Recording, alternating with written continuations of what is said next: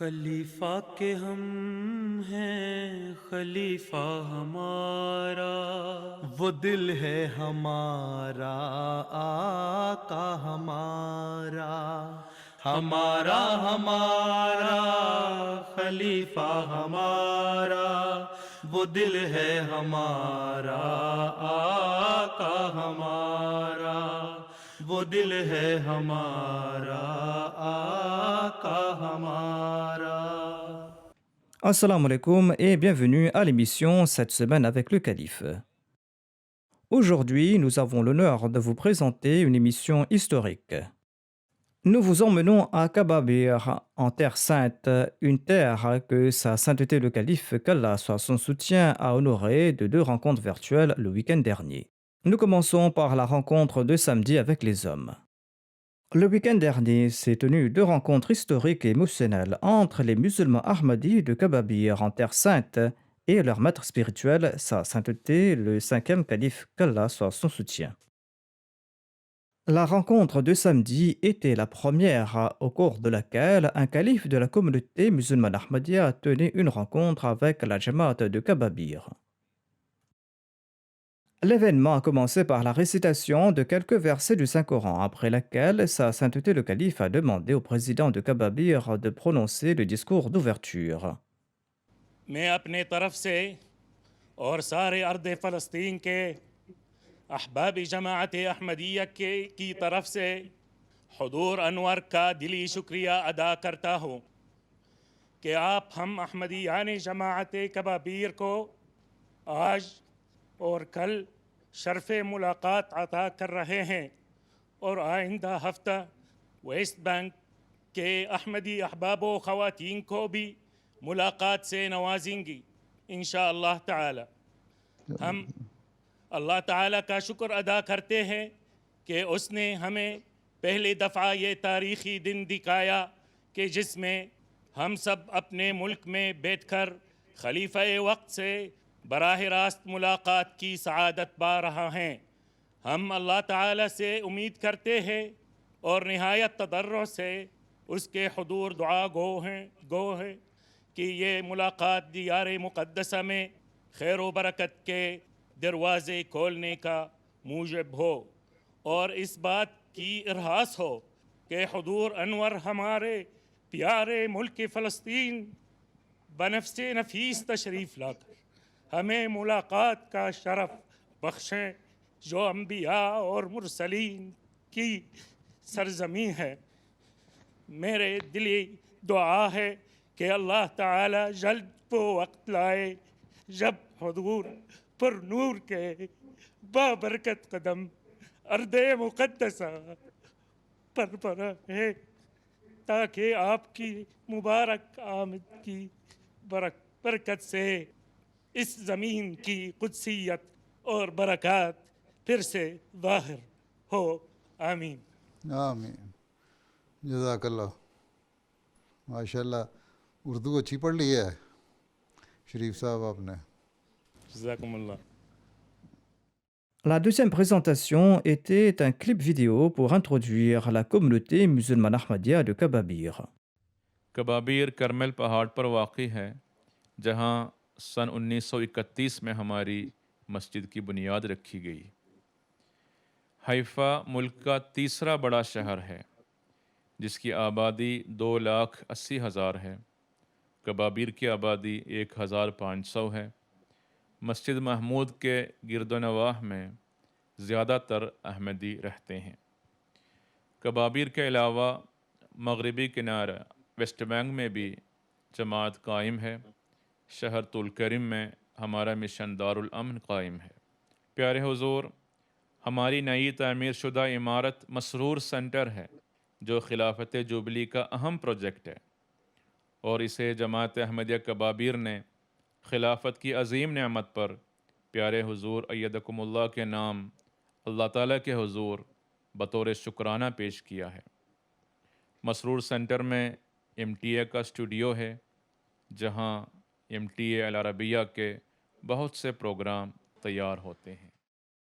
Après ces brèves présentations, le reste de la rencontre était consacré à une session de questions et de réponses. La première question était de savoir comment les musulmans Ahmadis de Kababir devraient marquer le centenaire de leur Jamaat. بات یہ ہے کہ ہر دن کوئی آنے سے یا ایک مدت پوری ہونے سے کوئی مقصد پورا نہیں ہوتا. اصل چیز یہ ہے کہ اس 100 سال پورے ہونے کے لیے آپ لوگ کیا تیاری کر رہے ہیں. کتنے ہیں آپ میں سے جنہوں نے اسلام کی تعلیم کو اپنایا ہے. کتنے ہیں آپ میں سے جو عباد الرحمن بن گئے ہیں حقیقی رنگ میں. کتنے ہیں آپ میں سے جن کے عبادتوں کے معیار اعلیٰ ہیں، جو فرائض کے ساتھ نوافل کی ادائیگی بھی کرنے والے ہیں. کتنے ہیں آپ میں سے جو مسیح موعود علیہ الصلوۃ والسلام کے پیغام کو آگے اپنے خاندان میں، اپنے قبیلے میں، اپنے لوگوں میں پھیلانے کی نہ صرف خواہش رکھتے ہیں بلکہ اس کے لیے کوشش بھی کر رہے ہیں. کتنے ہیں آپ میں سے جن کے بنیادی اخلاق پہلے سے بہت سے بڑھ کر بہتر ہو چکے ہیں.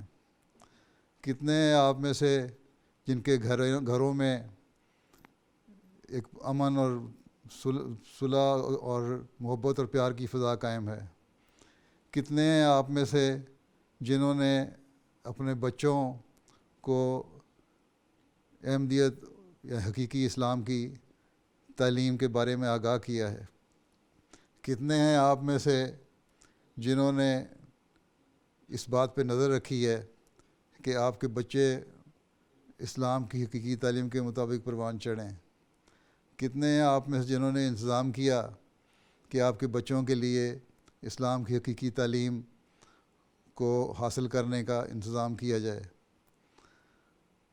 کتنے ہیں آپ میں سے جنہوں نے اپنے ارد گرد کے ماحول میں یہ اثر قائم کیا کہ یہ وہ مسلمان ہیں جو حقیقی اسلام کا نمونہ ہیں. بس یہ باتیں ہیں اور بہت ساری باتیں.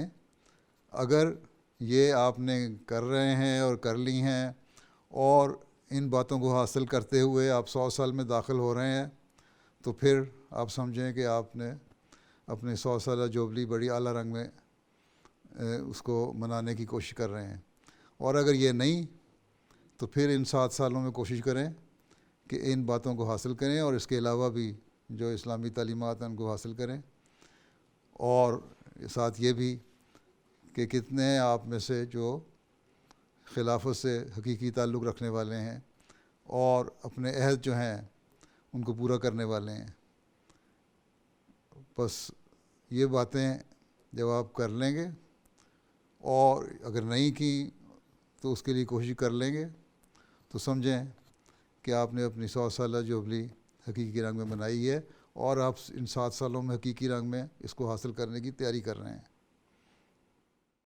Un autre participant a demandé comment les Palestiniens vivant en Israël pouvaient remplir leurs devoirs envers le peuple tout en vivant dans un État en conflit avec eux.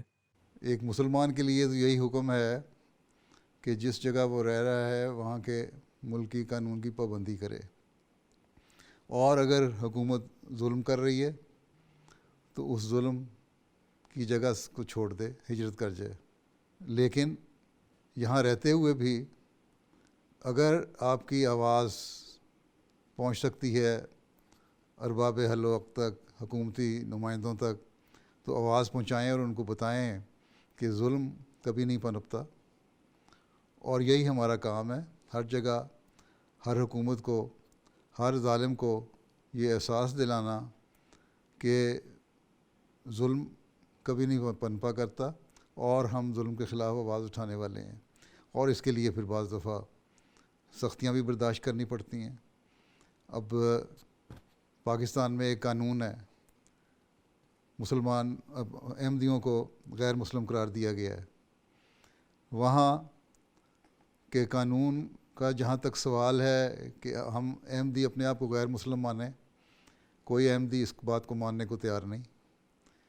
قانون یہ کہتا ہے کہ تم لا الہ الا اللہ نہیں کہہ سکتے، لا الہ الا اللہ محمد رسول اللہ نہیں کہہ سکتے. کوئی احمدی اس کو ماننے کو تیار نہیں. قانون یہ کہتا ہے کہ تم نمازیں نہیں پڑھ سکتے، 5 نمازیں نہیں پڑھ سکتے قبلہ رخ ہو کے. کوئی احمدی اس کو ماننے کو تیار نہیں. اور اس طرح بہت سارے اسلامی احکام ہیں. لیکن جو ملک کے دوسرے قوانین ہیں ان کو پوری پابندی کر کے احمدی وہاں رہتے ہیں. ایک تو یہ چیز ہے کہ اگر ایسے سخت حالات ہیں ہجرت کر سکیں تو اسلام میں یہی حکومت ہے کہ حکومت کے خلاف بغاوت کرنے کے بجائے ہجرت کر جاؤ اس ظالم حکومت سے. اور یہی نمونہ اور یہی اسوہ ہمیں حضرت صلی اللہ علیہ وسلم کی زندگی میں ملتا ہے. یا اگر وہاں رہنا ہے تو پھر اس ظلم کے خلاف آواز اٹھا کے اپنا مدعا بیان کرو. باقی ایک احمدی کا یہ کام نہیں کہ توڑ پھوڑ کرے اور ایسی باتیں کریں جس سے ملک اور قوم کو نقصان ہوتا ہو، ایسی حرکتیں کرے جس سے ان لوگوں کا تو کوئی نقصان نہ ہو جو ظلم کرنے والے ہیں، بلکہ عوام الناس کا نقصان ہو رہا ہو. اس کے خلاف ہمیں بہرحال کرنا چاہیے اور ہمیشہ یہ دیکھنا چاہیے کہ ہم نے حق کے آواز اٹھانی ہے ہر جگہ، اور حق کی آواز کے لیے بعض دفعہ ظلم برداشت کرنے پڑتے ہیں. ویسے جب فلسطین کا قیام یا اسرائیل کا قیام ہو رہا تھا اس وقت چودھری ظفر اللہ خان صاحب نے یونائٹڈ نیشن میں جو تقریر کی تھی انہوں نے یہی کہا تھا کہ یہاں امن قائم نہیں رہ سکتا جب تک کہ تو ان دونوں قوموں کو برابری کے حقوق نہیں مل جاتے، اور فلسطینیوں کو بھی اور اسرائیلی اگر رہنا ہے تو پھر دو آزاد ملکوں کی حیثیت سے رہیں.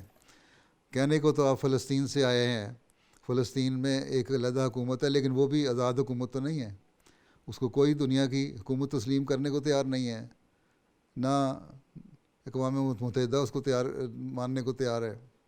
اس لیے فلسطین میں رہتے ہوئے بھی کم و بیش دباؤ کے زیر اثر ہی آپ رہ رہے ہیں. اس لیے یہ کہنا کہ اسرائیل میں رہ کے آپ قانون کی پابندی کس طرح کریں، فلسطین میں بھی رہ کے بھی آپ کو سختیاں برداشت کرنی پڑتی ہیں بعض. تو اس کے لیے یہی ہے کہ حکمت سے اپنی آواز اٹھائیں اور ایسے لوگ اکٹھے ہوں جو اس آواز کو ایسے فورم تک لے کے جائیں، بین الاقوامی فورم تک، جہاں پھر یہ ایک آزاد فلسطینی حکومت قائم ہو، نہ یہ کہ دباؤ میں آئی ہوئی ایک فلسطینی حکومت جس کے پاس اختیار ہی کوئی نہیں. تو بہرحال ظلم کے خلاف آواز اٹھانا ایک بنیادی مومن کا فرض ہے، یا پھر اس ظلم والی سرزمین سے ہجرت کر جانا یہ دوسرا حکم ہے. بس یہ دو باتیں، اس کے علاوہ ملک میں بد انتظامی پیدا کرنا، فساد پیدا کرنا یا توڑ پھوڑ کرنا، یہ چیزیں ایک حقیقی مومن کو زیب نہیں دیتی ہیں، نہ اس کی اجازت ہے. تو اس کے لیے بہرحال ایک حکمت اور دعا سے کام کرنا پڑے گا. دعا کریں، اللہ تعالیٰ سے صحیح تعلق پیدا کریں.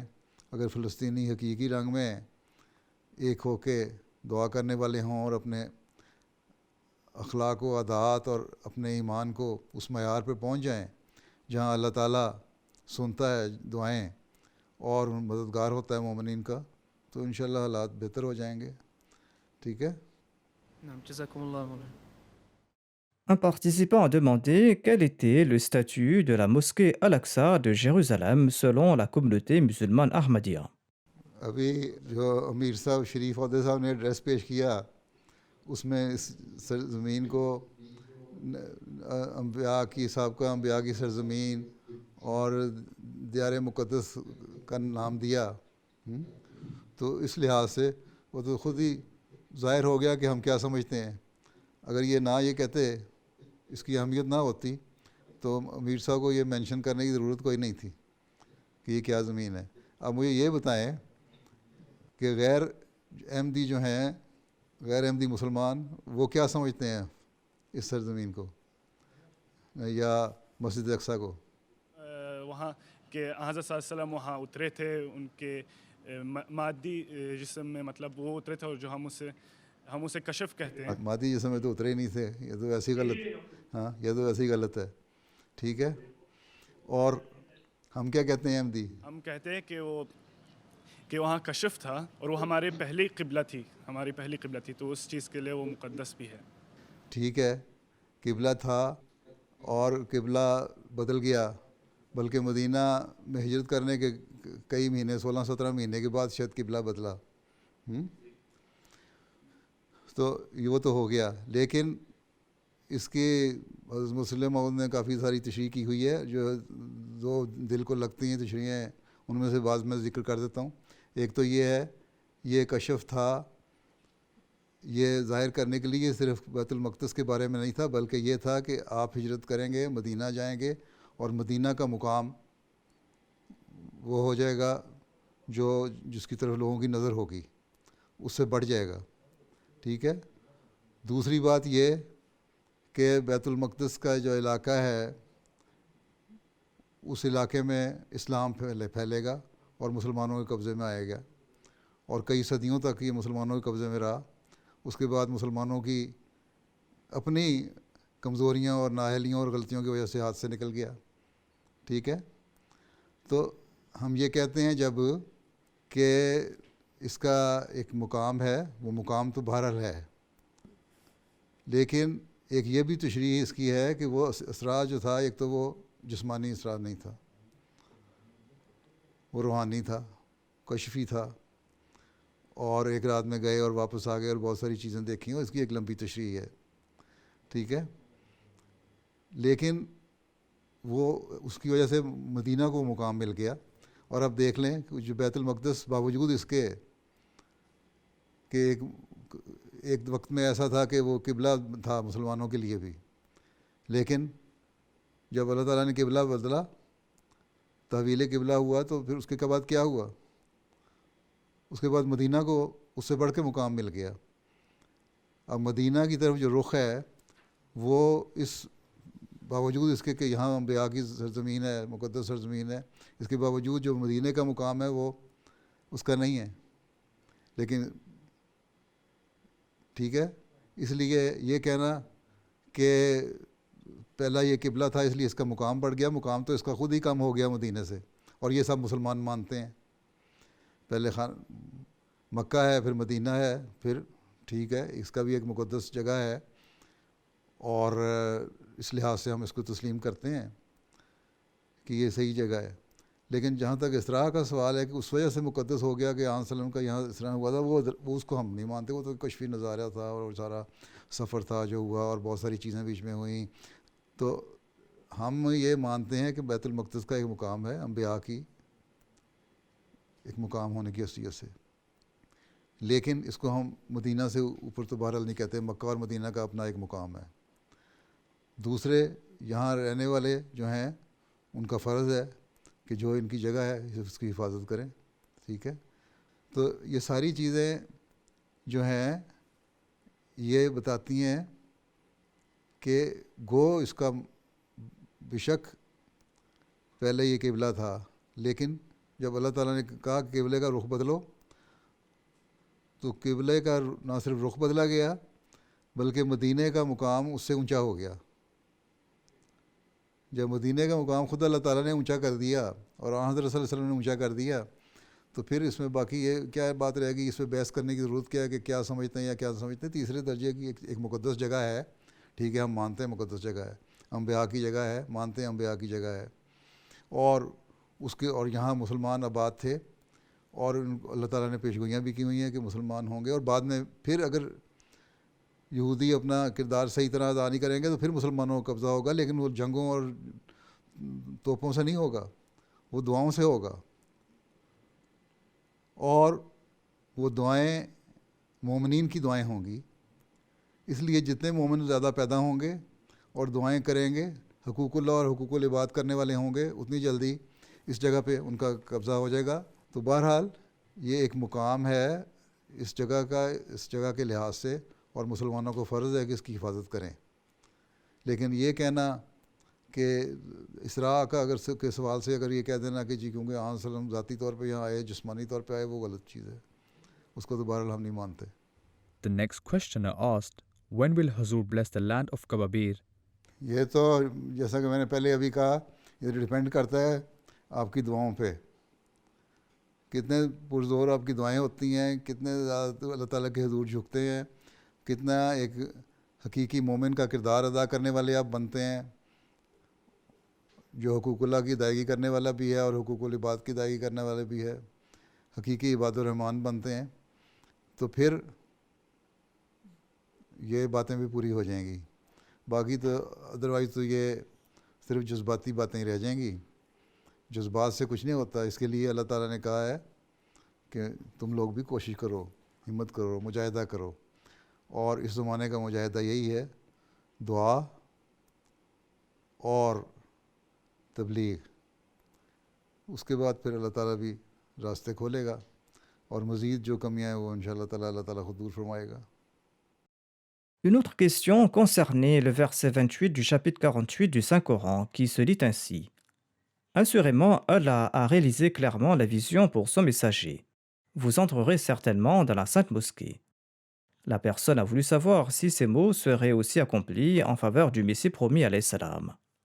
یہ تو اللہ تعالیٰ بہتر جانتا ہے, لیکن حضرت مسیح موعود علیہ السلام نے یہ فرمایا ہے کہ جو اللہ تعالیٰ نے میرے سپرد کام فرمائے ہیں, اور جو میری پیش گوئیاں ہیں, اور جو مجھے اللہ تعالیٰ نے الہاماً باتیں بتائی ہیں, اور جن کے بارے میں جماعت کو بتا چکا ہوں, وہ انشاءاللہ تعالیٰ ضرور پوری ہوں گی. یہ کب پوری ہوں گی اس سے اللہ تعالیٰ بہتر جانتا ہے. یہ بھی جب آیت نازل ہوئی تھی تو حضرت عمر کا واقعہ کل ہی میں نے خطبہ میں بیان کیا ہے, باقی لوگوں کا بیان کیا. وہاں بھی آن صلی اللہ علیہ وسلم نے فرمایا تھا کہ میں نے یہ کہا تھا, رویا میری صادق ہے, اور حج ہم کریں گے, اور خانہ کعبہ کا طواف بھی کریں گے, لیکن یہ میں نے کہا تھا کہ ضرور اسی سال کریں گے. وہاں معین تو اگلے سال کی بھی بات نہیں کی تھی حضرت صلی اللہ علیہ وسلم نے, لیکن حالات پیدا ہوئے ایسے دشمنوں کی طرف سے ہی کہ آخر وہاں جلدی ایک فاتح کی حیثیت سے مکہ میں داخل ہو گیا, اور وہ حالات پیدا ہو گئے. تو جب اللہ تعالیٰ نے آن صلی اللہ علیہ وسلم کو فرمایا تھا, اور آن صلی اللہ علیہ وسلم نے اس وقت معین کر کے نہیں بتایا تھا, تو میں آپ کو معین کر کے کس طرح بتا سکتا ہوں. ٹھیک ہے, تو بہرحال لیکن یہ یقین ہے کہ انشاءاللہ تعالیٰ یہ پیش گوئیاں پوری ہوں گی, کیونکہ اللہ تعالیٰ کا کلام ہے اور اللہ تعالیٰ کی باتیں ہیں. اور ہم نے دیکھا مسیح موعود علیہ السلام کی متعدد پیش گوئیاں پوری ہوئیں, آپ کے الہامات پورے ہوئے, آپ نے جو باتیں فرمائی تھیں وہ پوری ہوئیں اللہ تعالیٰ کی طرف سے منسوب کر کے. اور انشاءاللہ تعالیٰ یہ ایک دن وہ بھی آئے گا جب امت مسلمہ حضرت مسیح موعود علیہ السلام کے جھنڈے کے نیچے خانہ کعبہ میں داخل ہوگی. Une autre question était de savoir comment la communauté musulmane Ahmadiyya progressera au cours de la prochaine décennie. جماعتی ترقی تو ہو رہی ہے, غیب کا علم تو اللہ تعالیٰ جانتا ہے, انسان تو کچھ نہیں کہہ سکتا, لیکن جو ترقی اللہ تعالیٰ کے فضل سے جماعت کو ہو رہی ہے, اور جماعت جس طرح پھیل رہی ہے ہر ملک میں, اور ہر ملک کے کئی شہروں میں جماعت کی بنیاد پڑ گئی ہے, جماعت کا تعارف ہو گیا ہے, اور دنیا کے بڑے بڑے ایوانوں میں بھی جماعت کا تعارف ہو گیا ہے, جماعت کو پہلے سے زیادہ جانے لگ گیا ہے. تو ہمیں امید ہے انشاءاللہ تعالیٰ آئندہ 10 سال یا اگلے 20-25 سال جو ہیں انشاءاللہ تعالیٰ جماعتی ترقی کے بہت اہم سال ہیں, اور اس میں ہم دیکھیں گے کہ اکثریت انشاءاللہ تعالیٰ حضرت مسیح موعود علیہ السلام کے جھنڈے نیچے آ جائے گی, اور یا کم از کم ایک اکثریت ایسی ہوگی جو اس بات کی حقیقت کو تسلیم کرنے والی بن جائے گی کہ اس احمدیت ہی حقیقی اسلام ہے, مسلمانوں میں سے بھی انشاءاللہ. اچھا جی, امیر صاحب السلام علیکم ورحمۃ اللہ وبرکاتہ. وعلیکم السلام ورحمۃ اللہ وبرکاتہ. اچھا, اللہ حافظ, السلام علیکم. وعلیکم السلام ورحمۃ اللہ وبرکاتہ. Le lendemain, une deuxième rencontre s'est tenue toujours à Kababir, cette fois-ci avec la branche féminine de la Jamaat. Une grande partie de la rencontre était consacrée à une session de questions et de réponses. La première question était de savoir comment nous protéger des dangers environnants. خطرات ایک تو مخصوص خطرات ہیں جو گھیرے ہوئے ہیں علاقے کو, خاص طور پر مسلمانوں کو اس علاقے میں خطرہ رہتا ہے, اور اس میں قطع نظر اس کے کہ قصور کس کا ہوتا ہے, کون پہلے شروع کرتا ہے, کس کی طرف سے کیا کیا پالیسی ہونی چاہیے، لیکن بہرحال خطرہ ہے مخالفین اسلام کی طرف سے، اور جب ہم موقع دیتے ہیں ان کو تو خطرات بڑھ جاتے ہیں۔ اس لیے بڑی حکمت سے اس علاقے میں رہنے کی ضرورت ہے، اور اپنے صحیح نمونے، کل بھی میں نے بتایا تھا، صحیح نمونے پیش کرنے کی ضرورت ہے جو اسلام کی حقیقی تعلیم کے نمونے ہوں، اور کسی کو موقع نہ دیا جائے کہ اسلام کے خلاف کوئی بات کرے۔ عمومی خطرات صرف یہاں کی بات نہیں ہے، جو سب سے بڑا خطرہ ہے وہ دنیا میں ہر جگہ آج کل موجود ہے، اور وہ خطرہ ہے دجالی طاقتوں کے غلط قسم کے کاموں کی تشہیر، جو میڈیا کے ذریعے سے، انٹرنیٹ کے ذریعے سے، مختلف ذرائع سے دنیا میں ہر جگہ ہو رہی ہے، اور اس کی وجہ سے ایک دیندار خاندان میں پیدا ہونے والا بچہ یا بچی اپنے دین کو بھی بھول رہا ہے، اور دنیا کی اور مادیت کی طرف زیادہ توجہ پیدا ہو رہی ہے۔ اس سے بچنے کی ہمیں کوشش کرنی چاہیے، اس کے لیے اپنے بچوں کی تربیت کرنی چاہیے، اور ماؤں کو اس کے لیے اپنا کردار ادا کرنا چاہیے۔ بچپن سے ہی مائیں اپنے ساتھ بچوں کو اٹیچ کریں، انہیں بتائیں کہ دین کیا ہے، اور ہمیشہ ایک احمدی ماں کا کام ہے کہ اپنے بچے کے دل میں یہ ڈال دے، دماغ میں ڈال دے، راسخ کر دے اس کو اچھی طرح کہ دین کو دنیا پہ تم نے مقدم رکھنا ہے۔ دنیا کی جو خواہشات ہیں یا دنیا کی جو چکا چوند ہے، اس کو وہ تمہیں متاثر کرنے والی نہ ہو، بلکہ ہمیشہ ہر موقع پر دین مقدم ہو، اور جب دین مقدم ہوگا اور خدا تعالیٰ کی رضا مقدم ہوگی، اور اس رضا کو حاصل کرنے کے لیے تم کوشش کرو گے، اپنی عبادتوں کو سنوارو گے، اپنا اللہ تعالیٰ سے تعلق پیدا کرو گے، اعلیٰ اخلاق اختیار کرو گے، اسلامی تعلیم پہ عمل کرو گے، تو اللہ تعالیٰ کی رضا حاصل کرنے والے بنو گے، اور جب اللہ تعالیٰ کی رضا حاصل ہوتی ہے تو دنیا خود بخود مل جاتی ہے۔ بس یہ بچپن سے اس بات کی تربیت کی ضرورت ہے۔ اگر یہ تربیت آپ اپنے لڑکوں اور لڑکیوں اور بچوں اور بچیوں میں کر دیں تو اگلی نسلوں کو سنبھالنے والے بن جائیں گے، اور یہی بڑا چیلنج ہے۔ یہ چھوٹے موٹے چیلنج تو آ کے حالات کے مطابق اٹھتے ہیں، ان کو آپ چیلنج نہ سمجھیں۔ اصل چیلنج یہ ہے کہ دنیا میں جو برائیاں پھیل رہی ہیں ان سے ہم نے کس طرح مقابلہ کرنا ہے۔ جب ان کے مقابلے کے لیے تیار ہو جائیں گے تو اپنے ماحول میں جو حالات ہیں ان کو بھی سنبھالنے کے لیے تیار ہو جائیں گے۔ ٹھیک ہے؟ Une autre membre a demandé quel était le message du calife à l'intention des femmes arabes. عرب عورتیں ہوں یا غیر عرب عورتیں ہوں، ہر احمدی عورت جو ہے اس کے لیے یہی پیغام ہے کہ ایک تو یہ ہے کہ اپنے نمونے قائم کریں جو آپ کے ماحول میں آپ کو نمایاں کرنے والے ہوں۔ یہ پتہ لگے کہ یہ احمدی مسلمان عورتیں ہیں جن کے عمل، جن کے اخلاق، جن کا اٹھنا بیٹھنا، جن کی بات چیت، جن کا معاشرے میں رہن سہن اور تعلق اسلامی تعلیم کے مطابق ہے۔ دوسری سب سے بڑی اہم بات جو ہے یہ ہے کہ احمدی عورتوں کو اپنے بچوں کی تربیت پہ، جیسا کہ پہلے میں کہہ چکا ہوں، بچوں کی تربیت کی طرف توجہ دینی چاہیے، ان کو دین سکھانا چاہیے اور ان کے لیے دعا کرنی چاہیے۔ ماں باپ کی دعائیں بچوں کے لیے، بچوں کو لگتی ہیں، اس لیے اپنی تربیت کے ساتھ ساتھ ان کو دین سکھانے کے ساتھ ساتھ، ان کو دین سے اٹیچ کرنے کے ساتھ ساتھ، ان کو خدا کی وحدانیت کے جوڑنے کے ساتھ ساتھ، ان کو اعلیٰ اخلاق اسلامی تعلیم کے مطابق سکھانے کے ساتھ ساتھ ان کے لیے دعا کریں کہ اللہ تعالیٰ انہیں ہمیشہ دین کے ساتھ جوڑے رکھے اور کبھی وہ اپنے راستے سے بھٹکنے والے نہ ہوں، اہدنا الصراط المستقیم پہ چلنے والے ہوں،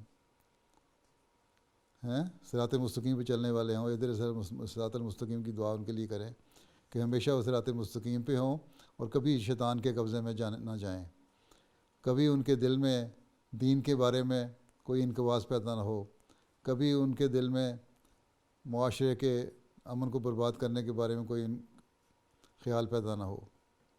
بس یہ تربیت ہے جو ایک احمدی عورت کو اپنے بچوں کی کرنی چاہیے، اور یہ بہت بڑا فرض ہے. اگر احمدی عورتیں اس فرض کو ادا کر لیں تو پھر حضرت صلی اللہ علیہ وسلم کے اس حدیث کی مصداق بن جائیں گی کہ جنت ماں کے پاؤں کے نیچے ہے. بس اگر جنت میں خود بھی جانا ہے اور اپنے بچوں کو بھی لے کے جانا ہے تو پھر سب سے بڑی یہ چیز ہے کہ اپنی اگلی نسلوں کو سنبھالیں اور ان کی اعلیٰ رنگ میں تربیت کریں. ٹھیک ہے. Une autre question concernait le port du voile et comment les femmes devaient réagir lorsqu'elles sont traitées avec suspicion. بات یہ ہے کہ حجاب پہننے کو معیوب صرف وہاں تو نہیں سمجھا جاتا، یورپ میں بھی سمجھا جاتا ہے. یورپ میں کے بعض ممالک ایسے ہیں جہاں قانون پاس کیے گئے ہیں کہ حجاب نہیں پہننا، یا بعض پبلک جگہوں پہ حجاب نہیں پہننا، بلکہ جرمانہ اور سزا ہے. اس کے باوجود جو ایمان پہ قائم عورتیں اور بچیاں ہیں، نوجوان، وہ حجاب پہنتی ہیں. آپ نے یہ فیصلہ کرنا ہے کہ آیا آپ نے خدا تعالیٰ کی بات ماننی ہے اور اس کے لیے ہر تکلیف اور ہر استہزاء اور ہر غلط قسم کے ریمارک کو برداشت کرنا ہے، یا ان چیزوں سے ڈر کے لوگوں کی باتیں ماننی شروع کر دینی ہے اور معاشرے کی جو چال ہے اس کے پیچھے چلنا شروع کر دینا ہے. تو یہ فیصلہ تو آپ نے کرنا ہے. ایک مومن عورت کو مضبوط ایمان ہونا چاہیے. جب یہ ایمان ہے کہ قرآن کریم کی تعلیم ایک ایسی تعلیم ہے جو ہمیشہ کے لیے ہے اور ہمیشہ قائم رہنے والی ہے، اور جب یہ ایمان ہے کہ یہ آخری شرعی کتاب ہے اور اس کے جو احکامات ہیں وہ آخری اور ہماری بہتری اور بقا کے لیے ہیں، تو پھر اس بات پہ قائم ہو جائیں کہ یہ قرآن کریم کا حکم ہے کہ عورت کو حجاب لینا چاہیے، پردہ کرنا چاہیے. تو یہ آپ نے دیکھنا ہوگا، یہ فیصلہ کرنا ہوگا کہ آپ نے اپنے ایمان کی حفاظت کرنی ہے اور اللہ تعالیٰ کے ساتھ تعلق جو قائم کیا ہے اس کو قائم رکھنا ہے اور اس کی بات ماننی ہے، یا معاشرے سے ڈر کے ان چھوٹی چھوٹی باتوں پہ گھبرا کے اور پریشان ہو کے اس تعلیم پہ عمل کرنا چھوڑنا ہے. تو یہ تو آپ پہ ڈیپینڈ کرتا ہے، آپ خود فیصلہ کریں کیا چیز چننی ہے آپ نے. اور میں امید رکھتا ہوں کہ ایک مومن عورت، ایک احمدی مومن لڑکی، بچی، نوجوان اور عورت اس بات پر قائم رہے گی کہ اس نے جب مسیح موعود اور مہدی موعود کو مانا ہے تو اس تعلیم پر عمل کرنا ہے جو قرآن کریم کی تعلیم ہے اور جس پر عمل کروانے کے لیے اللہ تعالیٰ نے اس زمانے میں مسیح موعود کو بھیجا تھا. ٹھیک ہے. Une membre a demandé s'il était permis d'accepter l'invitation de leurs amis non musulmans à leurs célébrations ou autres événements où parfois des traditions non islamiques sont pratiquées.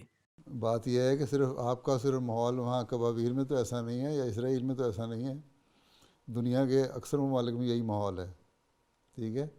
بلکہ مسلمان ملکوں میں بھی، خاص طور پہ پاکستان، ہندوستان جو بر صغیر ہے، اس میں تو ہندوؤں کی اور غیروں کی رسمیں جو ہیں اتنی راہ پا گئی ہیں کہ مسلمانوں کے اندر بھی وہ رسمیں آ چکی ہیں غلط قسم کی. اور لیکن جو اچھے تعلقات والے ہیں غیر از جماعت، وہ احمدیوں کو بلاتے ہیں. تو آپ جائیں، اگر وہاں جا کے ان کی تقریبات میں جا کے اپنا ایک وقار رکھ کے بیٹھیں. اگر وہاں ڈانس ہو رہا ہے تو ٹھیک ہے، اس طرف سے نظر پھیر لیں. اگر وہاں کوئی غلط پروگرام ہو رہا ہے تو اٹھ کے دوسرے کونے میں چلے جائیں. لیکن عمومی طور پہ یہ اس طرح نہیں ہوتا.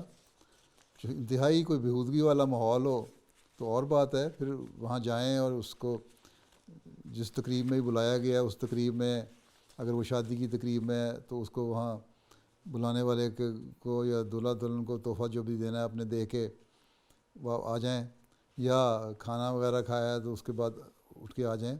اپنے آپ کو بچایا جا سکتا ہے، ایسا کوئی مسئلہ نہیں ہے.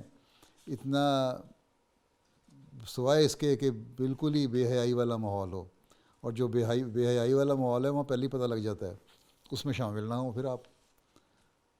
لیکن عمومی طور پہ ایسا ماحول ہوتا ہے کہ جہاں کسی نہ کسی طرح حالات کے مطابق ایڈجسٹ کیا جا سکتا ہے. یہ وہاں ایک دوسرے کے تقریبات میں جانا چاہیے, اس سے تعلقات بھی بہتر ہوتے ہیں اور آپس میں تعارف بھی بڑھتا ہے, آپس میں تعلق پیدا ہوتا ہے, اور جس کی وجہ سے پھر آپ کو تبلیغ کے راستے بھی کھلیں گے. بالکل ہی اپنے آپ کو علیحدہ کر لیں گی تو اس سے پھر جو تبلیغ کے راستے بھی مسدود ہوتے چلے جائیں گے. اس لیے ماحول دیکھ کے وہاں اپنے آپ کو ایڈجسٹ کرنے کی کوشش کریں. اگر سوائے اس کے کہ بہت ہی گندا ماحول ہو جائے تو معذرت کر کے وہاں سے اٹھ کے آ جائیں, لیکن عمومی طور پر اتنے گندے ماحول بھی نہیں ہوتے. کچھ رسم و رواج ہی ہوتے ہیں, ان کو ایوائڈ کر کے ایک طرف منہ کر کے آپ لوگ بیٹھ سکتے ہیں, ایسی بات کوئی نہیں ہے. تو اور اگر لڑکیاں ڈانس کر رہی ہیں تو پھر اگر آپ نے دیکھ بھی لیا ان کی طرف تو کوئی حرج نہیں ہے. مرد عورتیں اگر اکٹھے کر رہے ہیں وہاں بعض دفعہ بےہودگی ہو جاتی ہے, غلط حرکات ہو جاتی ہیں, اس سے نظر بچا لینی چاہیے. لیکن اگر صرف عورتیں ہیں اس ماحول میں اور وہ ڈانس کر رہی ہیں تو آپ نے دیکھ لیا تو کوئی حرج نہیں ہوگا. ٹھیک ہے, اتنا بھی ریجیکٹ ہونے کی ضرورت نہیں ہے. اور پھر ان کو اپنی لڑکیوں سے اس دوران میں آپ اپنی سہیلیوں سے باتیں بھی کر سکتی ہیں. آپ نے شامل تو نہیں نہ ہونا, آپ کو زبردستی کوئی نہیں کہے گا اٹھو شامل ہو جاؤ. اگر کہے تو پھر کہہ دیں میں نے شامل نہیں ہونا, میرا دین اس کی اجازت نہیں دیتا. اچھا ہے, بلکہ اس حوالے سے آپ کی دین کی تبلیغ کا بھی راستہ کھل جائے گا. اگر آپ کو کوئی کہے آؤ سارے رقص کر رہے ہیں تم بھی رقص میں شامل ہو جاؤ تو کہہ دو نہیں میں نہیں کر سکتی, میرا دین مجھے اس کی اجازت نہیں دیتا. پھر دین پہ باتیں شروع ہو جائیں گی. کوئی نہ کوئی اس میں شریف آدمی ہوگا جو آپ کی بات سننے کی طرف توجہ کرے گا, اور اس طرح پھر اور مزید راستے کھولیں گے تبلیغ کے. ٹھیک ہے, لیکن اپنے آپ کو معاشرے سے علیحدہ بالکل نہیں کرنا. ہاں جو بالکل ہی لغویات والا معاشرہ ہے وہاں سے بچنا چاہیے, وہاں سے اٹھ کے آ جائیں. ٹھیک ہے, یہ تو آپ کا ایمان پہ ڈیپینڈ کرتا ہے, آپ کی مضبوطی اور قوت ارادی پہ ڈیپینڈ کرتا ہے کتنا ہی زیادہ قوت ارادی ہے کہ اس معاشرے میں کو اپنے اوپر حاوی نہ کریں. Une autre membre a demandé quel était le sens exact du verset coranique Les hommes sont les gardiens des femmes. Est-ce que cela signifie que les femmes doivent accorder préférence à l'opinion des hommes sur leur opinion? نہیں, اس کا قطعاً یہ مطلب نہیں ہے کہ مردوں کی رائے جو ہے اس کی کوئی فضیلت ہے. عورتیں بھی ماشاءاللہ بڑی عقل کی باتیں کرنے والی ہیں, اور عورتوں کے مشورے سے ہی بعض حضرت صلی اللہ علیہ وسلم کے زمانے میں بھی فیصلے ہوئے. مردوں کی جہاں صلح حدیبیہ کے وقت جہاں مردوں کی ساروں کی رائے فیل ہو گئی تھی, ام سلمہ کی رائے تھی جس پہ حضرت صلی اللہ علیہ وسلم نے عمل کیا, اور اس کی وجہ سے پھر صحابہ جو پہلے اپنی قربانیاں کرنے سے انکاری تھے انہوں نے فوری طور پہ قربانیاں کر دیں. تو حضرت صلی اللہ علیہ وسلم نے تو عورتوں کی بڑی تعریف کی ہے اور رائے کو سمجھا بھی ہے. مثلا ایک موقع پر جب وہاں ایک مجلس میں وہاں بیٹھے ہوئے تھے, ایک صحابیاں آئیں اور انہوں نے کہا کہ مرد تو جہاد بھی کرتے ہیں اور مالی قربانیاں بھی بڑھ چڑھ کے کرتے ہیں اور فلاں کام بھی کرتے ہیں, فلاں بھی کرتے ہیں, عبادتیں بھی کرتے ہیں, ہم بھی عبادتیں کرتی ہیں, لیکن ان کے یہ جہاد اور دوسرے ایسے کام ہیں جو وہ باہر کے کرتے ہیں, اس کی وجہ سے ان کو شہادت کا رتبہ ملتا ہے یا وہ ثواب ان کو زیادہ مل رہا ہے, تو کیا ہم بھی اس میں حصہ دار ہیں؟ آن وسلم نے صحابہ کو دیکھ کے فرمایا تھا کیا کوئی ہے مرد جو اس عورت سے بہتر یا کوئی بھی شخص جو اس عورت سے بہتر عورتوں کی اس طرح وکالت کر سکے. اس کا مطلب اس کو انہوں نے بڑا سراہا اس کی بات کو. تو یہ کہنا کہ صرف مرد عقل کی بات کرتا ہے اس لیے ہر رائے اس کی اچھی ہے اور اس کو ماننا چاہیے, یہ غلط ہے. اس لیے اس کا مطلب صرف یہ ہے کہ مرد جو ہے وہ بحیثیت گھر کا سربراہ ہونے کے ذمہ دار ہے کہ اپنے گھر کے اخراجات چلائے اور اپنے گھر کے ماحول کو اسلامی تعلیم کے مطابق رکھے. یہ بھی ہے اسلام میں کہ اگر عورت بھی کمائی کر رہی ہے تو مرد یہ نہ مانگے اس سے پیسے کہ تم خرچ چلاؤ گھر کا یا میرے گھر میں مدد کرو. اگر عورت نہیں چاہتی اپنے گھر کا خرچ چلانا تو مرد کا فرض ہے کہ چاہے وہ عورت کمائی کر رہی ہو, اس کی پاس پیسہ ہو, دولت ہو, تب بھی مرد بحیثیت قوام ہونے کے، بحیثیت گھر کا سربراہ ہونے کے اس بات کا پابند اور ذمہ دار ہے کہ وہ گھر کا خرچ چلائے، اور اسی لیے بحیثیت قوام ہونے کے مرد اس بات کا بھی ذمہ دار ہے کہ وہ اپنے گھر کی تربیت کو ایسے ماحول میں رکھے کہ جس سے اس کا ماحول اسلامی ماحول ہو اور بہتر تربیت ہو سکے۔ پھر یہ ہے کہ جھگڑے ہوتے ہیں، بہت سارے گھروں میں اگر جھگڑے ہوتے ہیں تو میں ان جھگڑے کرنے والوں کو بھی بعض دفعہ یہی مثال دیا کرتا ہوں کہ الرجال قوامون علی النساء کا مطلب یہ بھی ہے کہ جہاں جھگڑے ہوتے ہیں عورت اور مرد کے، میاں بیوی کے، مرد کیونکہ قوام ہے، اس کے اعصاب مضبوط زیادہ ہوتے ہیں عورتوں کی نسبت، اس لیے اس کو چاہیے کہ صبر سے کام لے اور بلا وجہ عورتوں سے جھگڑے نہ کرے، اور جو چھوٹی موٹی باتیں ہیں ان کو برداشت کرے اور مان جائے تاکہ گھر کا ماحول پرسکون رہے۔ یہ مطلب ہے قوام کا کہ مرد اپنے مضبوط اعصاب کی وجہ سے خاموش رہے، گھر کا ماحول پرسکون رکھے تاکہ بچوں کی تربیت صحیح ہو سکے۔ مرد کو حق ادا کرنے کے لیے قوام بنایا ہے کہ تم نے عورتوں کے اور بچوں کے حق ادا کرنے ہیں، یہ تمہارے قوام ہونے کی نشانی ہے۔ ٹھیک ہے، جزاکم اللہ احسن الجزاء۔ اب جائے بشک جا کے اب گھر میں اپنے خاوند پہ روب ڈال سکتی ہیں آپ۔ انشاءاللہ۔ اچھا صدر صاحبہ، اب آپ کا ملاقات کا وقت ختم ہو گیا ہے، اور اللہ حافظ ہو، اور میرا خیال ہے ملاقات لجنہ کے لیے جو بھی آئی ہوئی ہیں اچھی ہو گئی ہے۔ اللہ تعالیٰ سب کو جزا دے۔ السلام علیکم ورحمۃ اللہ وبرکاتہ۔ C'était là les points forts de deux rencontres qui ont lieu le week-end dernier à Kababir. Nous terminons maintenant par notre dernière rubrique, le résumé du sermon du vendredi.